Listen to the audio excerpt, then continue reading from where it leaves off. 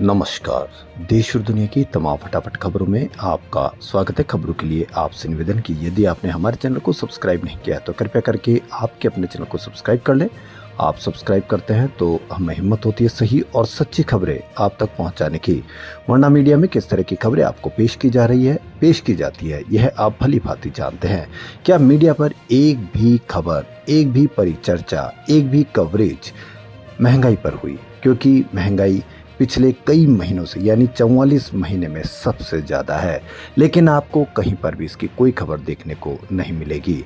रुपया डॉलर कमज़ोर, पास का या अधिक का, वो तो खबर आना ही बंद हो गई है।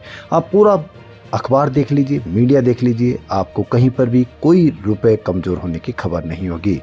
वहीं कॉकरोच जनता पार्टी कितने दिन से हड़ताल पर है, इसकी भी आपको कोई खबर देखने को नहीं मिलेगी।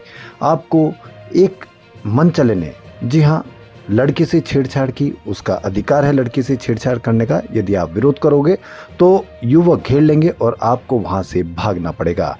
इसी प्रकार एक बीजेपी की स्टेट सेक्रेटरी ने कहा है कि एसआईआर करवाओ, 20-25 हज़ार वोट कटवा लो और अपना एमएलए बना लो।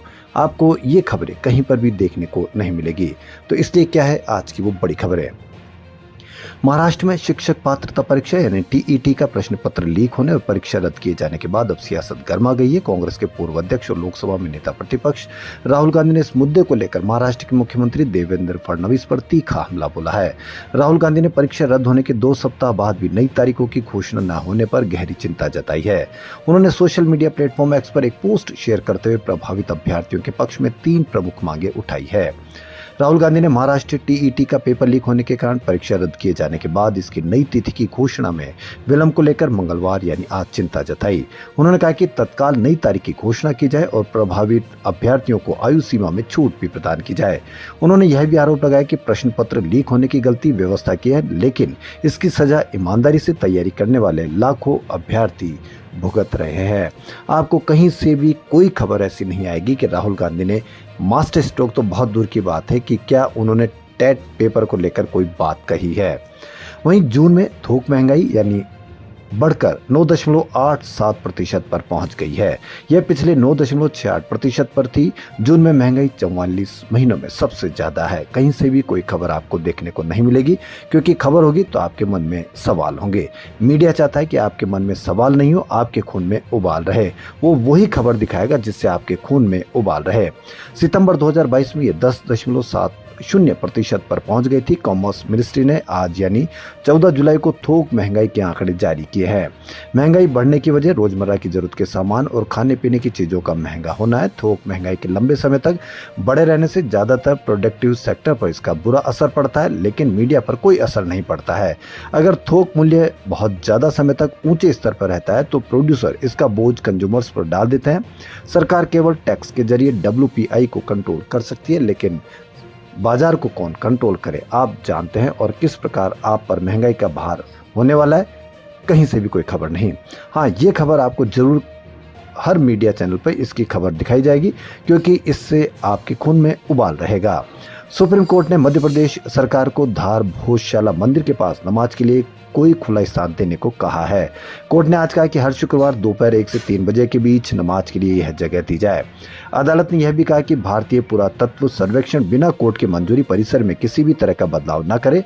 Supreme court MP high court के उस फैसले को चुनौती देने वाली याचिका पर सुनवाई कर रहा था, जिसमें परिसर को मंदिर करार दिया गया है।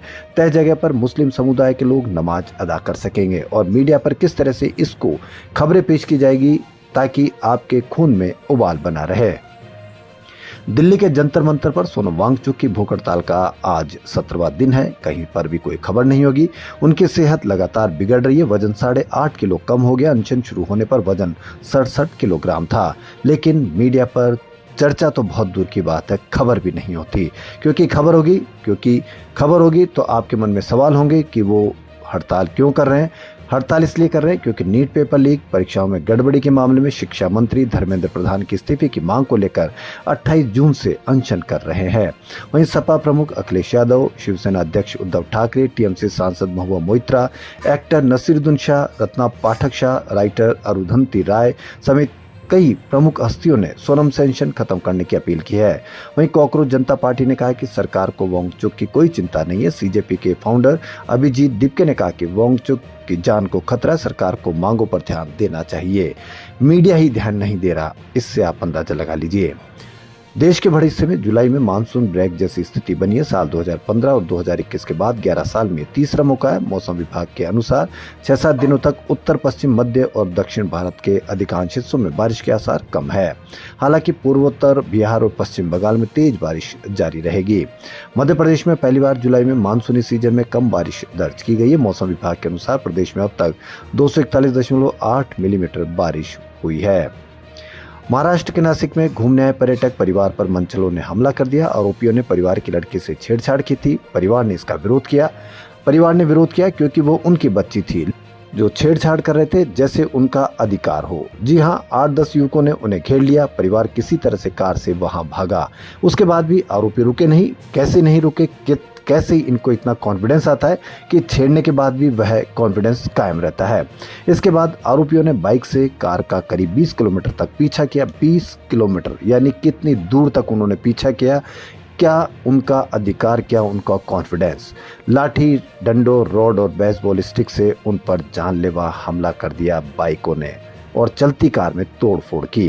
परिवार ने किसी तरह जान बचाई। वारदात रविवार शाम की। इस मामले में पुलिस ने लूट, हत्या के प्रयास और छेड़छाड़ का केस दर्ज करके 8 युवकों को अरेस्ट किया है। एक की तलाश जारी है। सभी के घरों में कब तक बुलडोजर चलेगा, सभी के घरों को कब तक उनका जुलूस निकाला जाएगा, यह आप अवश्य कमेंट करके बताएं। पंजाब बीजेपी के स्टेट सेक्रेटरी और दीनानगर विधानसभा प्रभारी रेणु कश्यप का एक वीडियो सामने आया। बड़ी खबर, कहीं पर भी इसकी कोई खबर नहीं होगी, जिसमें वह कहती सुनाई दे रही है कि SIR करवा लो, 20-25 हजार वोट कटवा लो और अपना MLA बना लो। यह कैसी कॉन्फिडेंस उनको आता है। उधर SDM ने इस मामले की जांच शुरू कर दी है। वीडियो 2 जुलाई को दीनानगर में हुए कार्यकर्ता सम्मेलन का बताया जा रहा है। वीडियो कार्यकर्ता सम्मेलन में किसी भाजपा वर्कर ने ही रिकॉर्ड किया है। इसे कांग्रेसी वर्करों की ओर से व्हाट्सएप पर शेयर किया गया। दीनानगर से कांग्रेस की विधायक अरुणा चौधरी ने मुख्य चुनाव अधिकारी अनिंदिता मित्रा को शिकायत की है। प्रदेश में 25 जून से स्पेशल इंटेंसिव रिवीजन यानी SIR अभियान चल रहा है। इसके तहत बूथ लेवल ऑफिसर घर घर जाकर मतदाताओं को एन्यूमरेशन फॉर्म उपलब्ध करा रहे हैं। इससे आप अवश्य कमेंट करके बताएं। प्रधानमंत्री मोदी के मेलबर्न में हुए मेलबर्न मीट्स मोदी कार्यक्रम पर आयोजकों ने कहा कि इस कार्यक्रम में आने के लिए लोगों को पैसे नहीं दिए गए थे। यह बात कैसे उठी? क्योंकि कांग्रेस नेता पवन खेड़ा ने सोशल मीडिया पर एक वीडियो पोस्ट करते हुए आरोप लगाया था कि 9 जुलाई को हुए इस कार्यक्रम में लोगों को पैसे देकर चार्टर्ड प्लेन से बुलाया गया था। 11 जुलाई को कांग्रेस नेता पवन खेड़ा समेत कांग्रेस के कई नेताओं ने सोशल मीडिया पर PM मोदी के कार्यक्रम का एक वीडियो शेयर कर लिखा था कि मोदी के स्वागत के लिए भाड़े पर NRI लाए गए हैं। वहीं 25 से 30 हजार लोगों को पैसे देकर यहाँ बुलाया गया था। यह पवन खेड़ा ने भी खुद के मन से नहीं कहा, वहाँ के मीडिया चैनलों पर इस तरह की खबरें चलाई गई थी। तो देश और दुनिया की तमाम फटाफट खबरों में फिलहाल इतना ही। धन्यवाद।